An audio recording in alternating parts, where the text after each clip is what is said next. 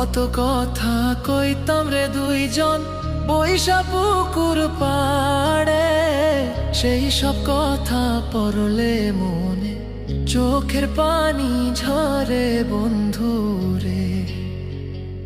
কত কথা কইতাম রে দুইজন বৈশা পুকুর পাড়ে, সেই সব কথা পড়লে মনে চোখের পানি ঝরে বন্ধুরে। কি অপরাধ পাইয়া